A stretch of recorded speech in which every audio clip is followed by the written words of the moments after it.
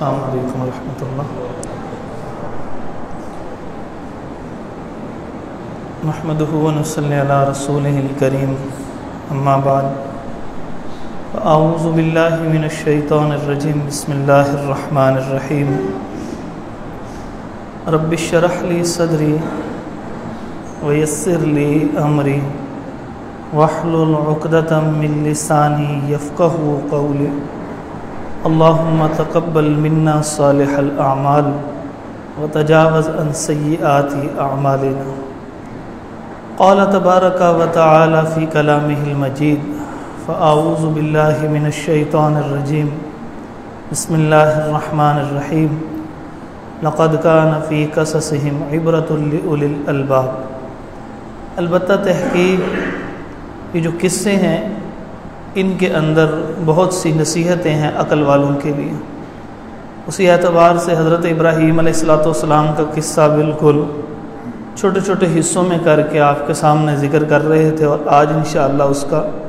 چوتھا اور آخری حصہ ذکر کرتے ہیں۔ بات یہاں تک پہنچی تھی کہ جناب ابراہیم علیہ السلام جو ہیں وہ اپنے چھوٹے سے گود کے بچے کو اور اپنی بیوی سیدہ حاجر علیہ السلام کو وہ حجاز کے اس مقدس وادی میں چھوڑ گئے کہ جہاں پر کچھ بھی نہیں اگتا تھا، جہاں پر کوئی انسان نظر نہیں آتا تھا،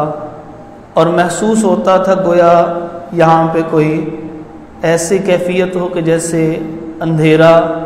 کوئی جانور شاید یہاں پر موجود ہوں، کیونکہ جہاں انسان نہ ہو وہاں یہ چیزیں بہت موجود ہوتی ہیں۔ وہ چھوڑ کے جانے لگے تو میں نے عرض کیا کہ اس وقت سیدہ حاجر علیہ السلام نے یہ کہا کہ آپ کیوں چھوڑ کے جا رہے ہیں؟ تو حضرت ابراہیم علیہ السلام نے آسمان کی طرف نگاہ دوڑائی اور اشارہ کیا، تو وہ سمجھ گئیں کہ اللہ کے حکم سے چھوڑ کے جا رہے ہیں، اور جب اللہ کے حکم سے چھوڑ کر جا رہے ہیں تو اللہ ضائع نہیں کرے گا۔ اس کے اندر ایک توکل کی ایک بڑی عظیم داستان ہے کہ اللہ رب العزت پہ بھروسے کی کیفیت کہ خاوند جا رہا ہے، چھوٹا سا گود کا بچہ ہے، کھانے پینے کو بھی کچھ نہیں ہے، اور وہ پیسے بھی نہیں ہیں، اور اگر ہوں بھی تو وہاں پر کوئی آباد نہیں ہے کہ جہاں سے کوئی چیز خوراک کی ہی خریدی جا سکتی ہو۔ ظاہری طور پر وہ تمام زندگی کے اسباب مفقود تھے کہ جن کے بغیر زندگی گزارنا ممکن نہیں ہوتی، لیکن پھر بھی ایسی توکل کرنے والی خاتون نے اپنے گود کے بچے کو اپنے پاس رکھا، اور جس وقت رات ہوئی ہوگی، اور میں نے بتایا وہ چشم تصور سے منظر آپ دیکھیں کہ کیسے ایک تنہا عورت، اور یہاں ہماری عورتیں وہ گھبرا جاتی ہیں کہ اگر بندہ گھر سے تھوڑی دیر کے لیے باہر چلا جائے اور گزارنا کرنا پڑ جائے ان کو تھوڑی دیر کے لیے تو کیا کیفیت ہوتی ہے۔ تو اس سے معلوم ہوتا ہے کہ جو رحمان کی پسندیدہ بندیاں ہوتی ہیں وہ بہادر ہوتی ہیں اور وہ کمزور نہیں ہوتی، وہ ہر لحاظ سے ایمانی اعتبار سے بھی، حوصلے کے اعتبار سے بھی بڑی بہادر عورتیں ہوتی ہیں۔ تو انہوں نے اپنے بچے کی بھی ایسے ہی تربیت کی، وہاں پہ رکھا، جب سامان ختم ہو گیا ایک پہاڑی پہ چڑھی، ارد گرد دیکھا کہ کوئی کنواں نظر آ جائے، پھر نیچے آئیں بھاگتی ہوئی، پھر دوسری پہاڑی پہ چڑھی مروا کے اوپر، ارد گرد دیکھا کچھ نظر نہ آیا، تو میں نے عرض کیا وہ 7ویں چکر پہ جب پہنچی تو نیچے اللہ رب العزت نے اس بے قرار مامتا کی ماں کے اوپر اللہ نے رحم فرما دیا، اور کیا کیفیت ہوئی کہ حضرت جبرائیل علیہ السلام سید الملائکہ کو بھیج دیا، اور انہوں نے آ کے اس بچے کے قریب پر مارا، اور وہاں سے چشمہ پھوٹ پڑا، اور وہ دور سے پکار کے کہنے لگی زمزم ٹھہر جا، پانی ٹھہر جا، اور وہ نیچے آئیں اور جلدی سے جیسے پانی کو روکنے کے لیے سائڈوں پہ کوئی ریت یا مٹی اکٹھی کر کے تھوڑی ڈھیری لگائی جاتی ہے کہ کسی طرح پانی باہر نہ جائے، تو اسی طرح انہوں نے بھی کرنا شروع کر دیا۔ رسول اللہ صلی اللہ علیہ وسلم جو اس واقعے کو بیان کرنے والے ہیں وہ فرماتے ہیں کہ اللہ رحم فرمائے ان کے اوپر، اگر وہ اس کو روک نہ لگاتی تو یہ جو چشمہ تھا ایک بہتے ہوئے نالے کے اندر تبدیل ہو جاتا، ایک نہر کی کیفیت بن جاتی، تو شاید کتنا ہی علاقہ اسی طرح زمزم سے سیراب ہوتا رہتا۔ اس کے بعد سے لے کے آج تک بڑی کوشش کے باوجود بھی، بڑی ڈریننگ کے باوجود بھی، اور بڑا سخت کرنے کے باوجود بھی اس طرح موٹر لگا کے پانی کو دور پہنچانے کی کوشش کی گئی، آج تک وہ کامیاب نہیں ہو سکی اتنی جدید مشینری کے باوجود بھی،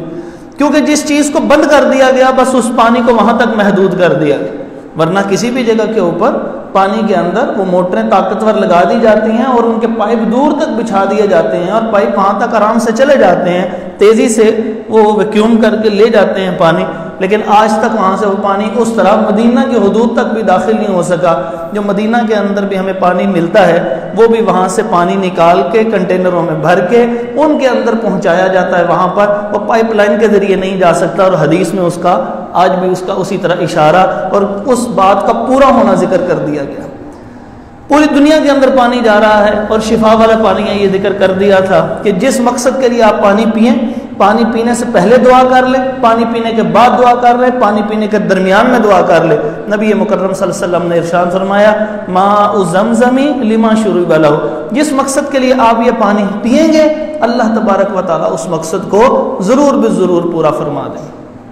اب وہ عورت وہاں پہ وہ رہنے لگی، حضرت ہاجر علیہ السلام اپنے بچے کو وہاں رکھا، زندگی جو پانی کے ساتھ ہے وہ وہاں پہ زندگی کے آثار نمودار ہو گئے، اور وہاں پر اب ان کے ارد گرد کچھ قبیلے آ کے آباد ہونے کے لیے ان سے اجازت طلب کرنے لگے۔ معلوم یہ ہوا کہ دور دور علاقوں کے اندر وہاں پر کچھ قبائل رہتے تھے، جیسے طائف کی وادی آج بھی سرسبز و شاداب ہے، کچھ نہ کچھ رہتے تھے، لیکن اس علاقے میں چونکہ کوئی چیز بھی نہیں تھی، یہاں جو بیت اللہ نظر آ رہا ہے وہ منہدم ہو چکا تھا، ختم ہو چکا تھا، کوئی اس کے آثار نہیں تھے۔ حالانکہ رسول اللہ صلی اللہ علیہ وسلم نے بھی ارشاد فرمایا اور اللہ تبارک و تعالیٰ نے قرآن مجید میں بھی ایک بات ارشاد فرمائی کہ ان اول بیت وضع للناس للذی ببکۃ مبارکا وہدی للعالمین، کہ یہ جو سب سے پہلا گھر اللہ کی عبادت کے لیے بنایا گیا ہے یہ بیت اللہ بنایا گیا ہے۔ اس کا مطلب یہ وجود تھا جس وقت ان کو وہاں چھوڑا، حالات ایسے بن چکے تھے اس علاقے میں کوئی اللہ کی عبادت کرنے والا نہ رہا، آہستہ آہستہ حالات کے ساتھ ساتھ ماحول کے ساتھ ساتھ وہ جگہ زمین کے ساتھ ہو چکی تھی، اور ابراہیم علیہ السلام نے بعد میں اپنے بیٹے کے ساتھ مل کے تعمیر کیا، اس سے پہلے اس کا وجود ختم ہو چکا تھا۔ تو یہاں پر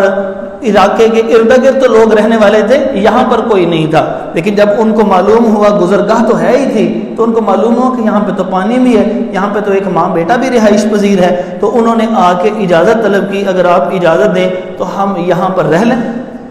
یہ پہلے لوگوں کو بھی معلوم ہوگا، اگر ابھی کوئی تاریخ سے شغف رکھتا ہے ان کو بھی معلوم ہوگا کہ پہلے آبادیاں پانی کے قریب ہوا کرتی تھی۔ اللہ تبارک و تعالیٰ نے عقل دی، سمجھ دی، اور اتنی سمجھ آئی کہ کسی بھی زمین کے حصے کو جگہ جگہ سے کھود کے ہم پانی نکال لیتے۔ پہلے بڑے بڑے علاقوں میں بڑی گہری بڑی مشکل سے کھدائی کی جاتی تھی تو کنواں بنتا تھا، اب آرام سے موٹر لگا لی جاتی ہے، تو اس لیے آبادیاں جو ہیں وہ دریاؤں سے دور دور بھی ہو گئی ہیں۔ پہلے دریاؤں کے قریب جو ہوتی ہیں وہ آبادیاں ہوا کرتی تھیں، تو اسی اعتبار سے وہاں پہ بھی انہوں نے بھی اجازت طلب کی آپ ہمیں یہاں پہ رہنے دیں، کیونکہ یہاں پر اب پانی آ چکا ہے۔ تو انہوں نے کہا کہ پانی آ چکا ہے، آپ یہاں رہ لیجئے، آپ کو پانی استعمال کرنے کی بھی اجازت ہے، لیکن پانی پہ آپ کا حق نہیں ہوگا۔ اب وہ ایک عورت تھی، وہ کمزور ہوتی ہے، ایک عورت تو کمزور ہوتی ہے، وہ کسی طرح بھی ان سے وہ کنواں چھین سکتے تھے، ان کو کچھ کر سکتے تھے، لیکن اول تو اتنا اس وقت یہ سوچ نہیں ہوتی تھی کہ ہر چیز کے اوپر قبضہ کریں، دوسرا ان کو اندازہ تھا وہ وقت انبیاء کے آنے کا تھا، لوگوں کو پتا تھا، سنی ہوئی باتیں تھیں اس کے آگے اور پیچھے، یعنی مکہ سے نیچے والی طرف کو آئیں تو قوم عاد کا وہ تباہی کاریاں میں نے آپ کو ذکر کر دی تھی، اور اس سے تھوڑا اوپر والے علاقے کی طرف جائیں تو وہ قوم سمود تباہ ہو چکی تھی۔ تو ان کے ذہنوں میں یہ باتیں موجود تھی کہ کوئی نہ کوئی ایسی ذات ہے کہ جو یہ ساری کائنات کو چلا رہی ہے، اور اس کے کچھ بھیجے ہوئے پیغمبر ہیں جن کی نافرمانی کرنے کے اوپر اللہ تبارک و تعالیٰ کا عذاب آ جاتا ہے۔ تو شاید یہی وجہ تھی وہ جو قبیلہ آ کے آباد ہوا تھا جس کو قبیلہ جرہم کہا جاتا ہے، یہ نبی پاک صلی اللہ علیہ وسلم کا خاندان یہاں سے چلا تھا، تو یہ قبیلے نے شاید اسی وجہ سے ان ایک اکیلی عورت کو کچھ نہیں کہا تھا، ورنہ تو آپ کو پتا ہے کسی عورت کے پاس کوئی چیز ہو تو لوگ چھین لیتے، لیکن ان کو اندازہ تھا کہ کچھ یہ وقت اولیاء کے یعنی اللہ رب العزت کے خاص بندوں کا ہے، اگر ان کو کوئی تکلیف پہنچائی جائے گی تو اللہ تعالیٰ کا عذاب اس طرح آئے گا جیسے قوم عاد پہ آیا، اس طرح آئے گا جیسے قوم سمود پر آیا۔ اور دائیں طرف کو تھوڑا آگے نکل جائیں تو یہ وہ علاقہ آتا تھا جہاں پہ نوح علیہ السلام کی قوم کے اوپر عذاب آیا تھا، ہر طرف سے عذاب کی کیفیت ان کو اندازہ تھا، تو وہ یہاں پر آ کے رہنے لگے۔ جس وقت حضرت اسماعیل علیہ السلام کچھ تھوڑے سے جوان ہوئے تو اللہ تبارک و تعالیٰ نے سورۃ الصافات آیت نمبر 103 سے لے کے تقریباً 8-10 آیات میں ایک قصہ ذکر کیا ہے کہ ابراہیم علیہ السلام حضرت اسماعیل علیہ السلام کے پاس آئے،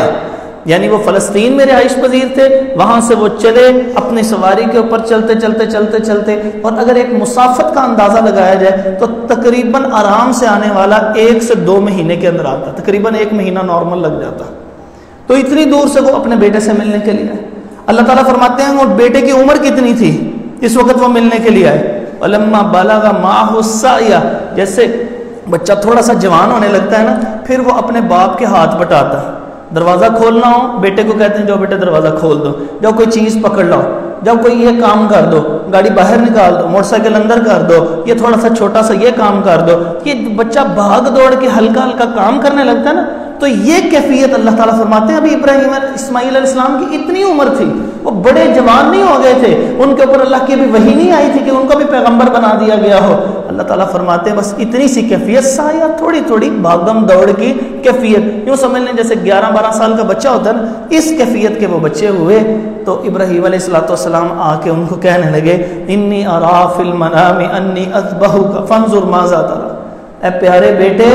میں نے خواب میں دیکھا ہے کہ میں آپ کو ذبح کر رہا ہوں، فانظر ماذا تری، آپ مجھے بتائیے آپ کا اس بارے میں کیا خیال ہے۔ جس حاجر علیہ السلام کی وہ تربیت میں، اس عظیم ماں کی تربیت میں وہ بچہ جوان ہو رہا تھا، ابھی سمجھ کے دریچے واہ ہو رہے تھے، کھل رہے تھے، اس کو معلوم تھا کہ میرے باپ جو ہے وہ ابراہیم علیہ السلام ہے۔ حاجر علیہ السلام نے بتایا ہوگا یہ آگ سے بچ کے آئے تھے، انہوں نے بتایا ہوگا کہ مصر کے علاقے کے اندر سے اس طرح اس بادشاہ نے سارہ علیہ السلام کے اوپر دست درازی کی کوشش کی تھی، جس کی وجہ سے مجھے وہاں سے ہبہ کر کے لایا گیا تھا، یہ اتنا عظیم خاندان ہے تیرے باپ کا، اتنا عظیم باپ ہے،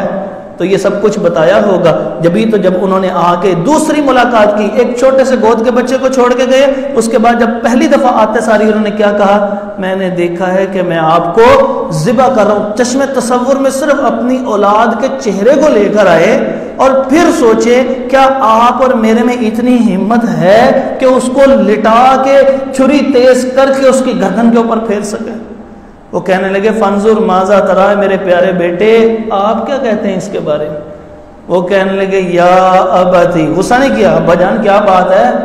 آپ یہ کیسی باتیں کر رہے ہیں، یہ تو خواب ہی ہے، اللہ تعالیٰ کا ظاہر حکم تو نہیں آیا، حکم آیا ہے تو آپ کے اوپر کیوں نہیں آیا، میری جان کے اوپر کیوں آیا؟ کہنے لگے یا ابتی، بڑے پیار سے، اس کا ترجمہ یہ نہیں ہے ابا جان، اس کا ترجمہ ہے عربی سے اردو میں ترجمہ کریں، اس کا مطلب ہے یا ابتی، اے پیارے ابا جان، اے میرے پیارے ابا جان، پیار سے مخاطب کر کے کہہ رہے ہیں افعل ما تؤمر، جو اللہ نے آپ کو حکم دیا ہے آپ اس کو کر گزریے،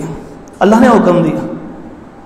اللہ تعالیٰ فرماتے ہیں فلما اسلما، جس وقت وہ دونوں مطیع و فرما بردار ہو گئے، وتلہ للجبین، اور انہوں نے اپنے یہ اس پیشانی کو، بیٹے کی پیشانی کو ایسے الٹا لٹکا دیا، اور جس وقت وہ چھری پھیرنے لگے اللہ تبارک و تعالیٰ نے آواز دی قد صدقت الرؤیا، اے ابراہیم علیہ السلام آپ نے تو اس خواب کو ہی سچ کر دکھایا۔ اب تصور کریں کتنی بڑی آزمائش ہے، چھوٹا سا بچہ جو 100 سال کی عمر باپ کی ہے اور بیٹا ابھی 11-12 سال کا بڑھاپے میں ملا ہے، ساری زندگی 12-13 سال کا بچہ، اس کی کوئی لاڈ نہیں دیکھ سکے،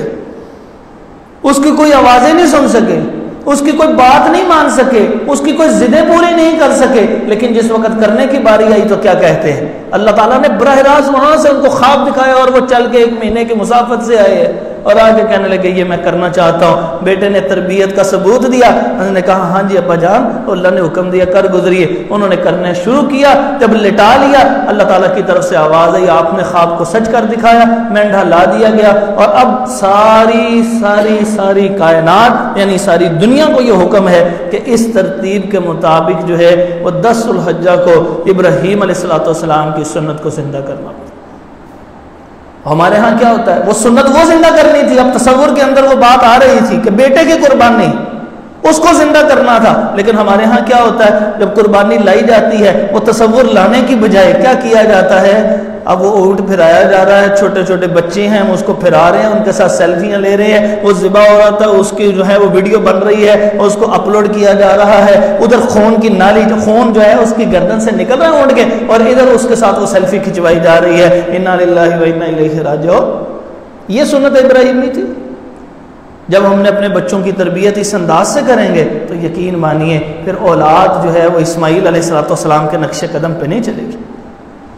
اس کے بعد ابراہیم علیہ السلام واپس چلے گئے، پھر اس کے بعد ایک دفعہ آئے، اور جس وقت آئے تو اس وقت قبیلہ جرہم کے اندر ہی ایک عورت سے جناب اسماعیل علیہ السلام کی شادی ہو چکی تھی۔ بڑی اہم بات ہے،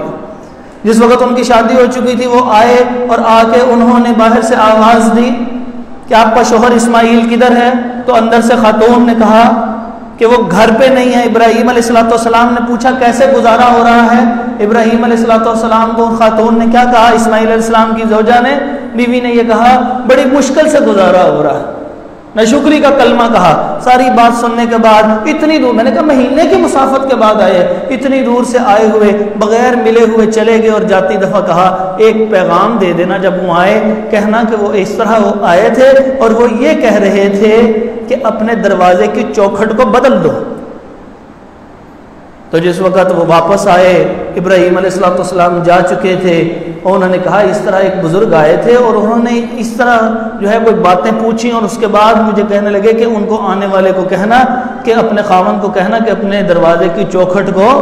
بدل۔ اب یہاں پہ مسئلے دو سمجھنے والے ہیں۔ پہلی بات یہ ہے کہ جس وقت انہوں نے یہ بات سنی، انہوں نے کہا اے بی بی، یہ ابراہیم علیہ السلام میرے باپ تھے، یہ اللہ کے پیغمبر تھے، اور یہ مجھے حکم دے کے گئے ہیں کہ تجھے طلاق دے کے علیحدہ کر دو، تو نہ شکری عورت ہے اور میرے گھر کے اندر اب وہ نہیں رہ سکتی، میرے باپ نے حکم دیا۔ انہوں نے اس کو سچی مچی طلاق دی اور وہ علیحدہ ہو گئی۔ اب کیا باپ کے کہنے کے اوپر طلاق دی جا سکتی ہے؟ ترمذی کے اندر بھی ایک حدیث موجود ہے، ذرا غور سے سماعت کرنے والی بات۔ حضرت عبداللہ بن عمر رضی اللہ تعالی عنہ سے حضرت عمر رضی اللہ تعالی عنہ، کتنے عظیم باپ اور کتنے عظیم بیٹے۔ اب باپ کہنے لگے اپنے بیٹے عبداللہ سے، اے عبداللہ بیٹے اپنی بیوی کو طلاق دو۔ وہ اللہ کے نبی صلی اللہ علیہ وسلم کے پاس چلے گئے، اللہ کے نبی صلی اللہ علیہ وسلم میرے باپ عمر رضی اللہ عنہ نے کہا طلاق دو، ترمذی میں حدیث موجود ہے۔ وہ کہنے لگے کہ آپ کے والد نے کہا ہے یا باپ کو راضی کر لو یا طلاق دینی پڑے گی۔ انہوں نے جا کے باپ کو راضی کیا۔ اس کا مطلب یہ ہے کہ اگر باپ اس درجے کا ہو جو ابراہیم علیہ السلام جیسی فقاہت رکھتا ہو، جیسی سمجھ بوجھ رکھتا ہو، یا عمر رضی اللہ عنہ جیسی سمجھ بوجھ رکھتا ہو، اور ان کے پاس باقاعدہ عذر موجود ہو کہ کس وجہ سے وہ کہہ رہے ہیں طلاق دینے کو، تو پھر اس کو طلاق دینی پڑے گی، ورنہ وہ طلاق نہ دے۔ کیونکہ ابراہیم علیہ السلام کے واقعے جو صحیح بخاری کے اندر رسول اللہ صلی اللہ علیہ وسلم نے یہ واقعہ بیان کیا ہے، اس میں یہ بات ملتی ہے کہ انہوں نے ناشکری کی وجہ سے کہی تھی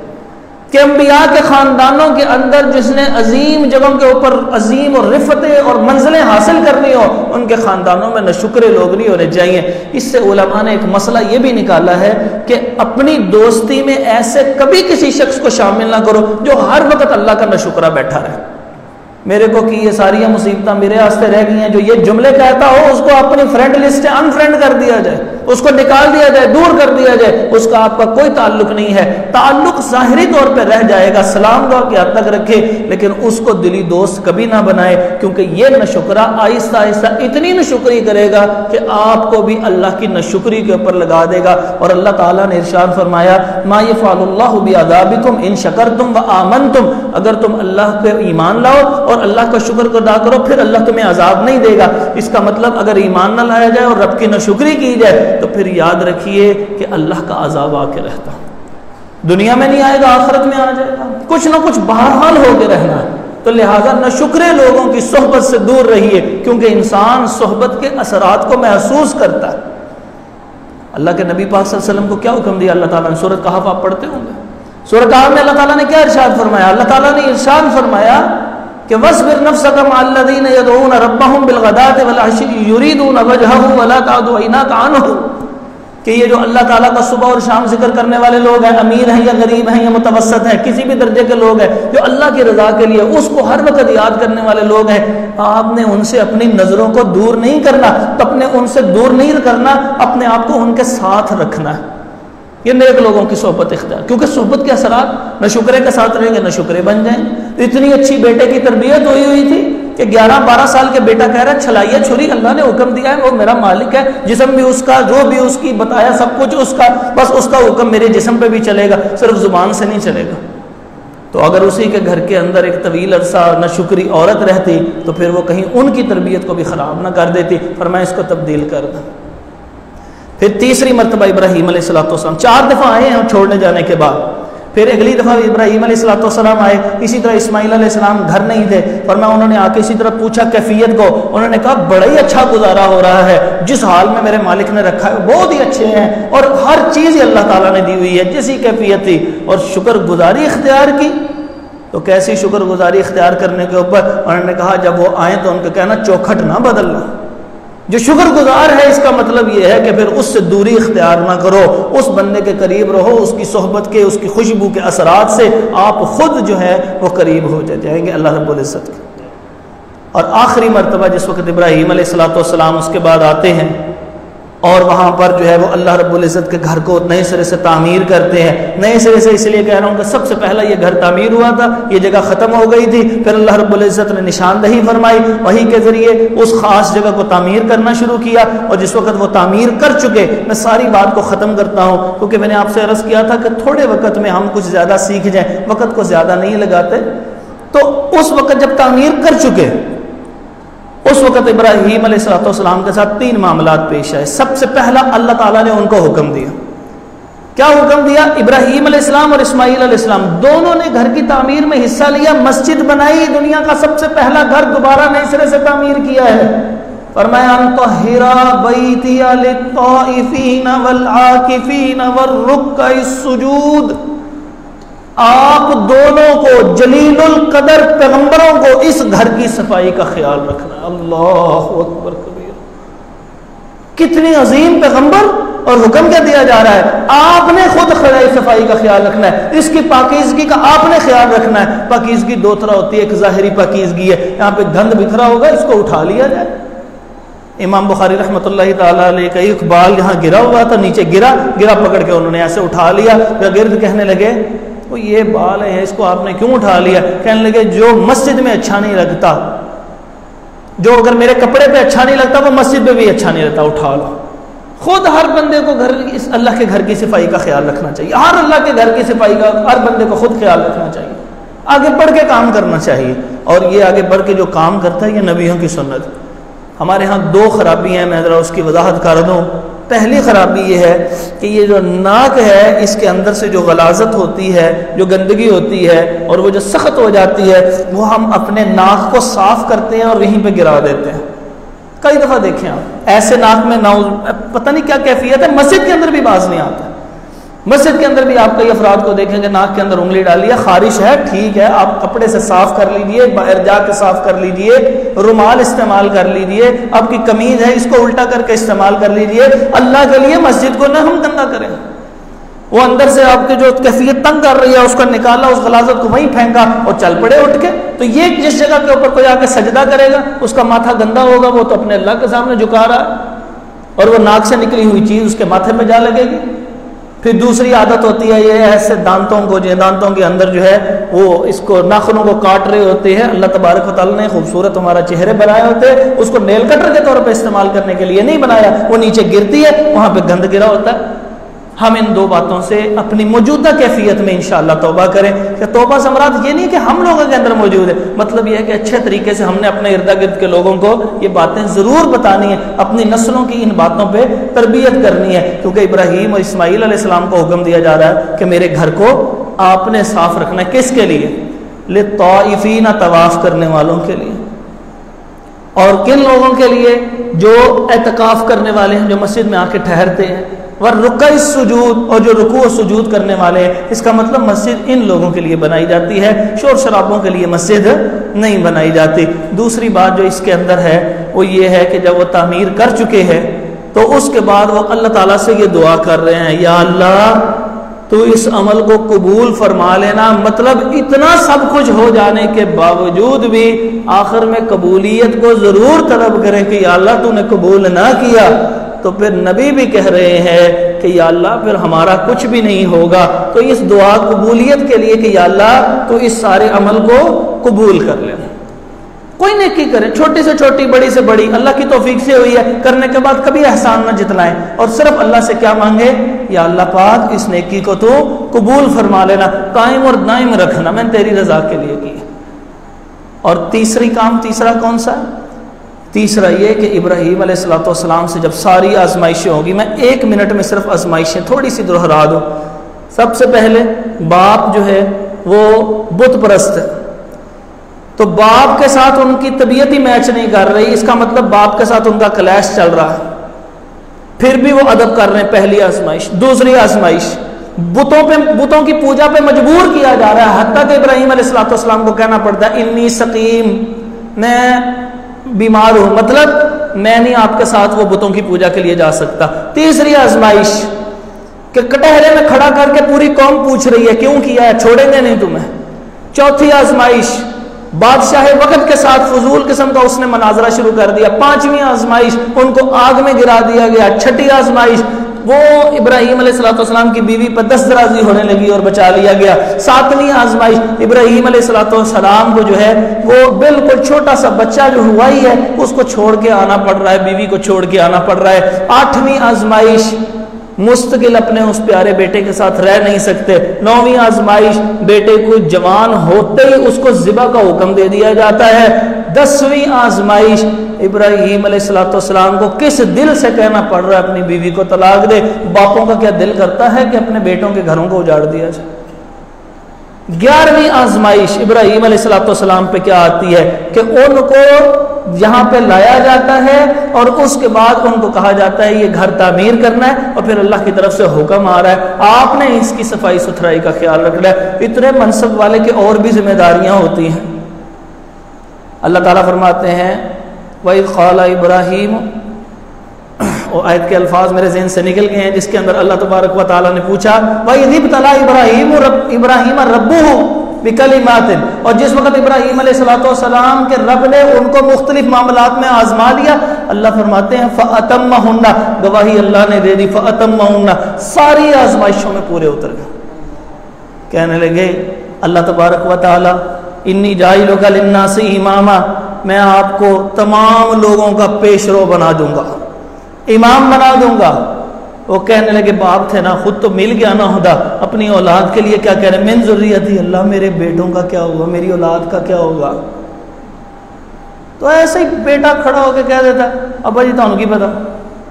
ابا جی آپ کو نہیں ان باتوں کا پتہ، آپ کا میرا تعلق، آپ اس وقت میرے سگے نہیں رہے، آپ میرے سگے ہوتے تو میرے لیے یہ کرتے۔ بھائی باپ تو ہمیشہ ہی سگا رہے گا، ہو سکتا ہے اس کی سمجھ اور آپ کی سمجھ میں کچھ فرق آ چکا ہو، لیکن اس کی نیت پہ جس دن کسی نے حملہ کیا، اس نیت پہ حملہ کرتے ہی وہ باپ کا نافرمان لکھ دیا جاتا ہے۔ باپ کی رضامندی رب کی رضامندی، باپ کی ناراضی رب کی ناراضی، حدیث پاک صلی اللہ علیہ وسلم میں آ چکا۔ اور کتنے حوصلے سے کہہ دیتے ہیں یہ سب میری ماں کی دعا ہے۔ ماں کی دعا تو ہے، کیا باپ بد دعائیں کرتا رہا ہے؟ باپ بھی تو اتنی ہی دعائیں کرتا رہا ہے، باپ بھی تو صبح سے لے کر رات تک جو ہے وہ حلال رزق کو کمانے کے لیے اور بچوں کو سہولیات دینے کے لیے آتا رہا ہے۔ تو ایسے نہیں کہنا، ہمارے باپ کی بھی اتنی ہی دعا ہے، ہماری ماؤں کی بھی اتنی ہی دعا ہے، دونوں کی دعائیں ہیں۔ اللہ تبارک و تعالیٰ کا کرم ہے کہ ہم یہاں تک ابھی تک چل رہے ہیں۔ اس کے بعد ابراہیم علیہ السلام نے جب بیٹوں کے متعلق، اولاد کے متعلق پوچھا تو اللہ تبارک و تعالیٰ نے فرمایا لا ینال عہد الظالمین، ظالموں کے لیے وعدہ نہیں ہے، ورنہ آئندہ جتنی نسل ہوگی، جتنے انبیاء ہوں گے وہ آپ کی نسل میں سے آ جائیں گے، پھر انہی کی نسل میں سے باقی سارے کے سارے انبیاء آئے۔ یہ ان کی اہمیت ہے۔ اللہ تبارک و تعالیٰ ہمیں ابراہیم علیہ السلام کے اسوہ حسنہ کے اوپر عمل کرنے کی توفیق عطا فرمائے، ان سے محبت عطا فرمائے، اور قیامت والے دن ان کا ساتھ نصیب فرما دے۔ اقول قولی ھذا استغفر اللہ لی ولکم ولجمیع المسلمین۔